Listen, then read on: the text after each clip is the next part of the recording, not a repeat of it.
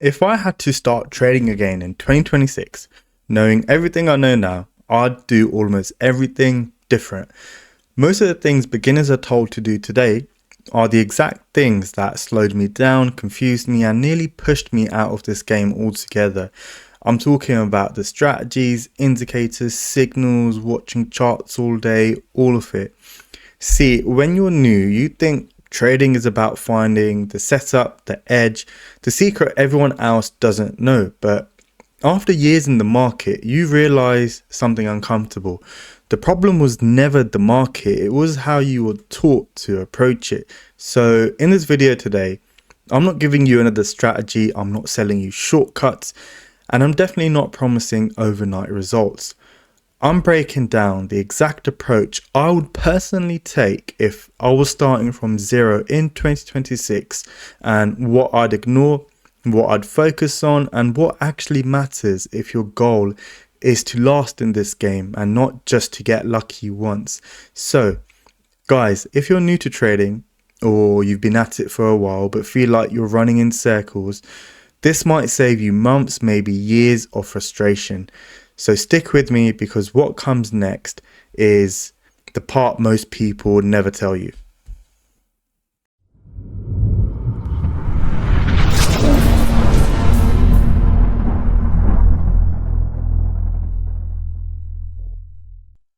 If I started trading in 2026, the first thing I'd stop doing is looking for a strategy. I wouldn't buy indicators, I wouldn't chase signals, and I definitely wouldn't sit there watching charts all day thinking that more screen time equals more money, because that's exactly what I did when I first started, and it quietly worked against me. So most beginners think that the key to trading is finding something new, but in reality, the breakthrough usually comes from removing the things that don't matter. And just so you know where I'm coming from, this isn't theory. I didn't wake up one day and suddenly get trading. I spent years being confused, second guessing myself, and wondering why something that looked so simple on YouTube felt so hard in real life. I've overtraded, I've jumped between strategies, I've had periods where I was doing everything right on paper but still felt stuck.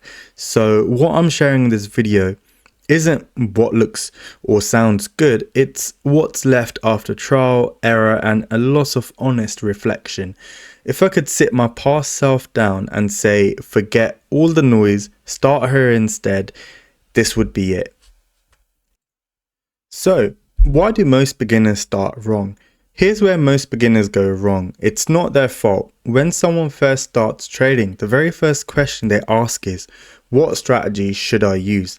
That sounds logical, it sounds reasonable, and it sounds like the right place to start, but that question quietly pushes you down the wrong path from day one, because once you start there, everything becomes about hunting. You start hunting for indicators, hunting for entries, hunting for confirmation, and every time a trade loses, you don't question your process, you question the strategy. So you switch and then you switch again, and suddenly months have gone by, you've learned loads and nothing actually feels solid. What nobody tells beginners is this: a bad process can make a good strategy fail, but a good process can make almost any simple strategy work. Most traders don't fail because they chose the wrong setup. They fail because, well, they never built the structure around when they trade, why they trade, and how they make decisions under pressure.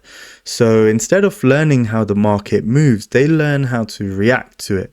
Instead of understanding context, they chase confirmation, and instead of developing patience, they developed anxiety. I know this because I lived it, and if you feel like you're always one tweak away from figuring it out, that's usually the sign you're starting from the wrong end. So, principle number one, I'd start with time, not strategy. If I could start trading again in 2026, this would be the very first rule I'd give myself. Stop trying to trade the market and start trading time. Because when beginners lose money, they usually think it's because their strategy isn't good enough. But more often than not, it's because they're trying to trade everything, every session, every candle, every little move. The market doesn't move like that. It breathes. It expands at specific time and it rests at others. Institutions don't place size randomly throughout the day. Liquidity shows up in windows. That's why some hours feel clean and directional and others feel choppy and unpredictable. And if I started again, I'd pick one or two specific time windows and completely ignore the rest. Not because I'm lazy, but because I want clarity. I'd rather study 2 hours a day deeply than stare at charts all day hoping something happens. Because when you limit your trading to specific times, something powerful happens. You stop reacting and you start observing. You begin to notice which moves are real and which are just noise. You start to see how price behaves before it expands. And most importantly, you give yourself structure, which is what most beginners are missing. Look, this isn't about catching more trades. It's about putting yourself in the part of the day where price is actually designed to move. Once I understood that, trading stopped feeling random and started feeling intentional. Principle number 2, I'd learn market structure before learning entries. So once I've locked in when I'm trading, here's the next thing I would do differently in 2026. I would stop obsessing over entries because entries are the part everyone wants to skip to, but they're actually the last piece of the puzzle. Most beginners are trying to learn trading like this. Give me the setup, tell me where to enter, where's the stop loss and where's the take profit. But think about it. How can you know where to enter if you don't even know what the market is doing? If the market is trending and you're taking reversal entries, you'll feel like your strategy doesn't work.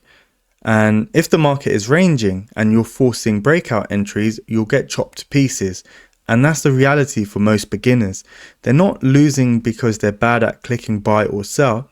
They're losing because they're entering trades with no context. So if I started again, I'd spend the first few weeks doing something that sounds boring but changes everything. I'd study market structure like it's the main strategy. The structure is basically the market answering one simple question. Are we moving up, moving down, or going nowhere? That's it. And once you can answer that with confidence, entries become 10 times easier because you're no longer guessing. Let me give you a simple example. Imagine you see a perfect entry model on the chart. Clean setup, clean level, everything looks good. But zoom out slightly and you realize price is aggressively pushing lower highs, lower lows, and you're trying to buy just because price touched the line. That's not trading, that's hoping. Now try to flip it. If you understand structure and you can say we're clearly bullish, we're making higher highs and we've just pulled back into a key area, suddenly your entry has a reason to work. You're aligned with the move that's already happening. So in 2026, I'd build it like a house. Time window first, then structure, then entries. Because when structure is clear, you don't need a complicated entry. You just need a clean trigger. And when structure isn't clear, you don't force it, you don't make it fit, you just don't trade. That one habit alone saves accounts. Principle number 3. I'd use fewer tools, not more. Now, once you understand when you trade and you understand what the market is doing, here's the part that would make 2026 me progress way faster. I'd simplify my chart so much it would look empty. Because beginners don't usually struggle from lack of information. They struggle from too much information. When you first start, you think more tools equals more accuracy. So you add an indicator, then another one, then you add a session indicator, then a moving average, then RSI, then MACD, and some AI trending tool. And at first it feels good because you feel like you're building a system, but what you're actually building is a machine that creates hesitation. Let me explain what happens in real life. You get a setup, price is at a level, structure makes sense, timing is good, and instead of executing, your brain goes, wait, RSI isn't fully aligned, or moving average is slightly underpriced, MACD hasn't crossed yet. So you delay or you skip the trade, or worse, you take it late when the move has already happened, and now you're chasing. And that's the trap. Too many tools don't make you more accurate, they make you more indecisive. If I started again in 2026, I'd build my approach around fewer variables, not more, because when your system has 10 conditions, you never truly know why you won or why you lost. There's no clean feedback. It's just noise on top of noise. So what would I keep? I'd keep the things that don't lag, the things that don't repaint, and the things that don't interpret the market for me. I'd keep price, time, and levels. That's it.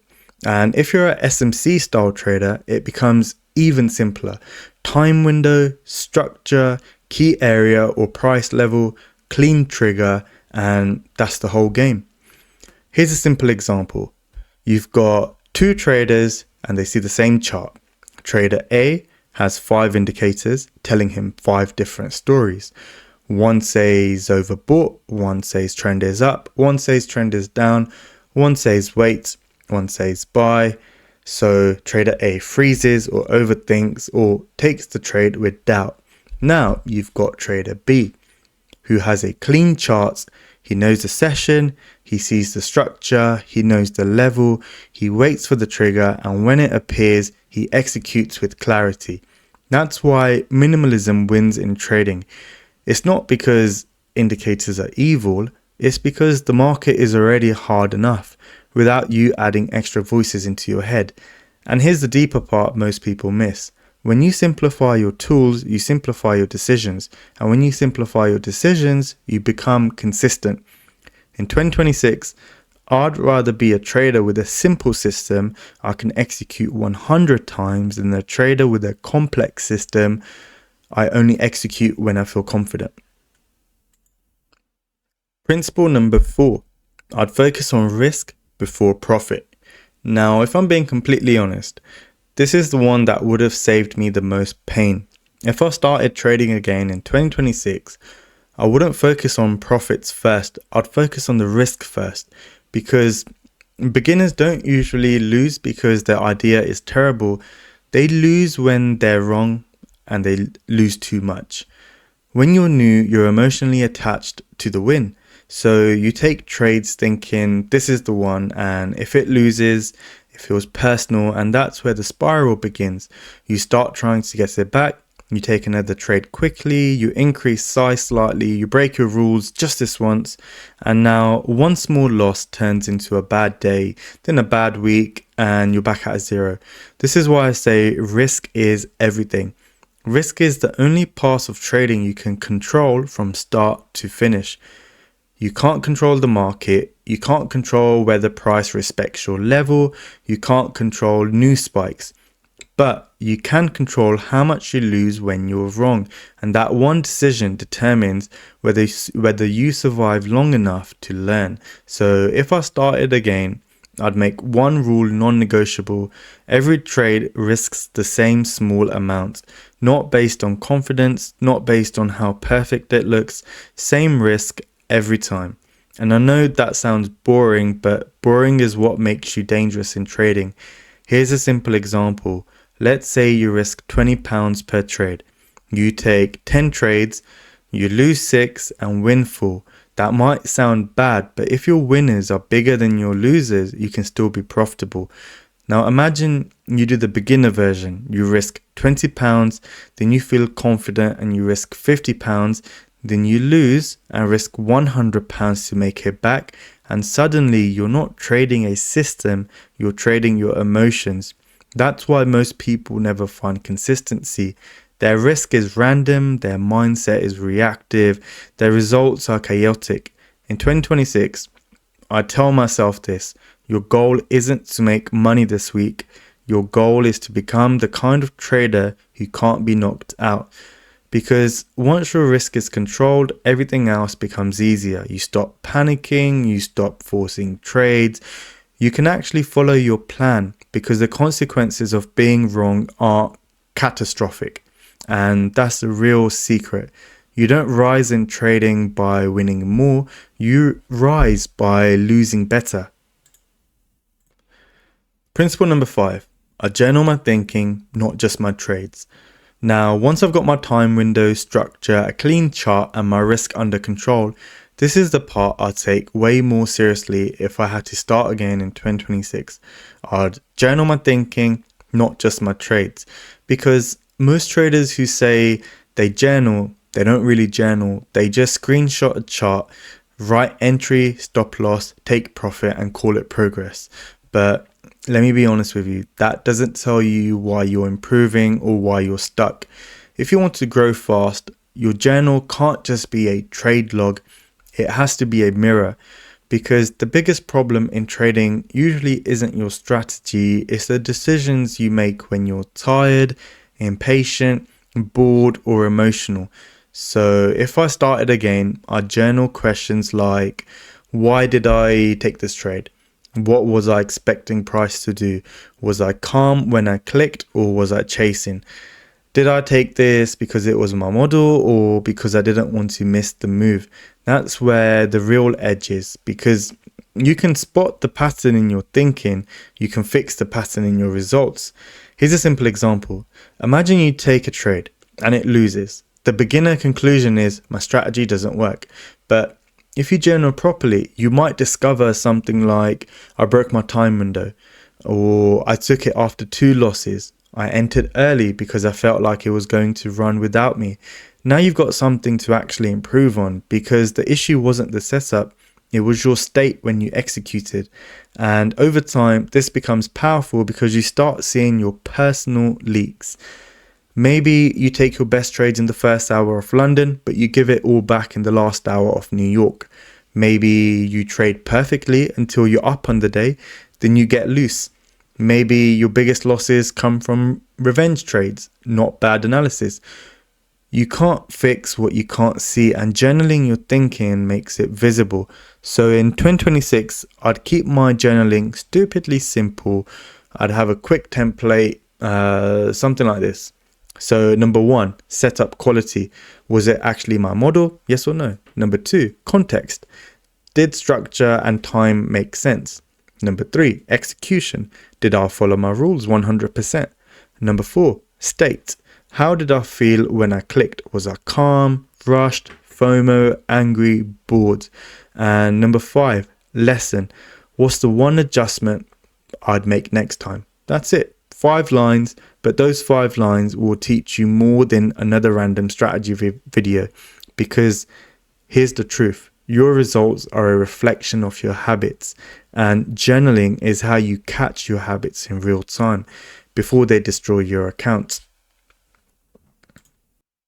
Principle number 6, I trade less on purpose. Now you've got structure, your risk is under control, and you're journaling properly. Here's the move that would have made me level up way faster. I trade less on purpose. And I know that sounds weird, because most people come into trading thinking the more I trade, the more I learn, the more chances I get and the more money I make. But trading doesn't work like a normal job. In trading, more activity doesn't automatically mean more progress. Most of the time, more activity just means more mistakes. Here's what overtrading actually is for most beginners. It's not I love trading. It's I hate waiting. Waiting feels uncomfortable. Waiting feels like you're missing out. Waiting feels like you're doing nothing. So your brain starts trying to create action. And the market gives you infinite opportunities to do that. There's always a candle moving. There's always some pair doing something. There's always a reason to click. So you end up taking trades that aren't really your model. You take almost setups. You take trades without context. You take trades because you're bored. And the worst part, you don't even realize it's happening because it feels productive. If I started again, I'd treat trading like hunting, not like scrolling social media. A hunter doesn't shoot because he's bored. He waits until it's clean, until it's within range, until it makes sense. So in 2026, I'd give myself a strict rule. I only trade A+ setups, and if there's no A+ setup today, I don't force a B+, I don't make something fit, I just don't trade. And let me tell you why that's powerful. When you trade less, every trade becomes higher quality data. You actually learn faster because you're not mixing your good trades with a bunch of impulsive trades. You start to see clearly, was this really my model? Was the context correct? Did I execute properly? Because if you're taking 10 random trades a day, your results are meaningless. You can't tell what's working. You can't tell what's luck. You can't tell what's you. Here's a simple example. Imagine you trade 2 setups a week and you journal them properly. After 1 month, you've got 8 high quality samples you can actually learn from. Now compare that to the trader taking 5 trades a day. After a month, he's got 100 trades, but half of them were emotional, rushed, random, or taken outside his plan. That data is contaminated, so he learns slower even though he traded more. This is why so many traders feel busy but never improve. They're collecting screenshots, not lessons. And I'm going to say something that might hurt a bit, but it's true. For a lot of beginners, overtrading is just dopamine. It's the same loop as scrolling. Click, excitement, outcome, repeat. That's why boredom is actually a good sign in trading. Boredom usually means you're waiting, you're disciplined, you're not forcing anything. So if I started again in 2026, I'd aim for boring days, because boring days protect your account, and protected accounts are the ones that eventually grow. Here's also what I'd completely ignore in 2026. Now, if I'm being honest, a big part of why trading feels so hard for beginners isn't the market, it's the noise. So if I was starting again, there are a few things I'd completely ignore, no matter how popular they are or how convincing they sound. The first one, signals. Not saying they're bad, not because signals are evil, but because they skip the part that actually makes you better. When you follow signals, you might make money here and there, but you never build decision-making skills. You don't learn why a trade works. You don't learn when not to trade. And the moment the signals stop, so does your confidence. So I'd want ownership, not dependency. The second thing I'd ignore is social media trading culture. The screenshots, the fast cars, the daily P&L flexes. Because none of that teaches you how to sit through a drawdown. None of it teaches patience, and none of it shows the months where nothing happened. Comparison is one of the fastest ways to ruin your trading psychology. You start trading someone else's timeline instead of your own. You increase risk because you feel behind, and suddenly your trading plan becomes emotional, not logical. The third thing I'd ignore is constant strategy switching. Every time a trade loses, beginners think maybe this isn't the right strategy. So they change it, they tweak it, and they start over. But here's the uncomfortable truth. You can't evaluate a strategy that you never commit to. Most strategy don't fail. They're abandoned because, well, before they've even had a chance to show some sort of consistency. So I'd pick one simple approach and I'd give it enough time to actually produce data, not feelings, data. And the last thing I'd ignore might surprise you. The idea that trading should feel exciting. Excitement usually means overexposure, big size, and emotional attachment. Calm is what you want. Calm means you're prepared. Calm means you're in control. So if something in trading feels rushed, flashy, or too good to be true, in 2026, I'd take that as my cue to step back, because the traders who last the longest aren't the ones chasing the most opportunities. They're the ones who know exactly what to ignore.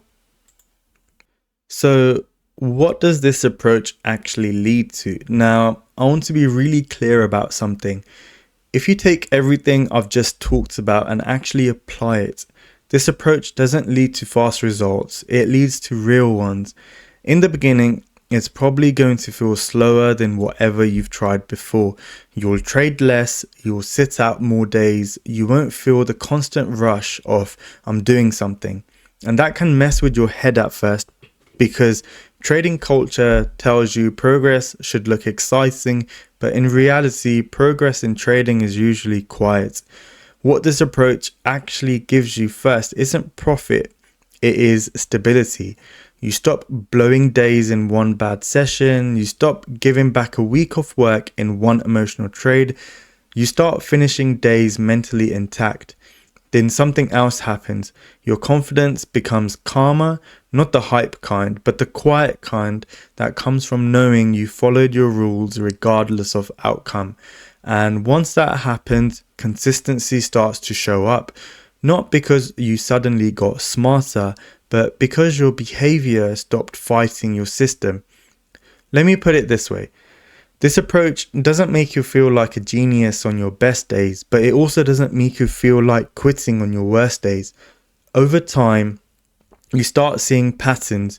You notice which setups actually work for you. You understand your best times, your worst habits, and your personal limits. And that's when growth becomes predictable. Not in a get rich this month way, but in a I know exactly what I'm doing and why I'm doing it way. Most traders never reach this stage because they quit too early, or they keep chasing something now before letting something simple compound. So this approach won't make you rich quickly, but it dramatically increases the chances that you'll still be trading a year from now. And in this game, staying in the game is a real edge. So if you take anything from this video, let it be this. Trading is not about doing more. It's about doing the right things in the right order long enough for them to compound. If you're just starting out or you've been trading for a while, but it feels like you're constantly recessing, you don't need another strategy. You need structure. You need fewer tools, clear time windows, controlled risk, and the patience to let boring days protect your account. So look, if you found value in this video, take a second and reflect on where you are making things harder than they need to be, not because you're doing it wrong, but because nobody ever showed you a simpler way. And if you want more content like this, no hype, no shortcuts, just honest breakdowns of how trading actually works, you'll probably want to stick around. So drop a comment and let me know where you are in your trading journey, and subscribe if this helped you see things a bit clearer, and I'll see you guys in the next one.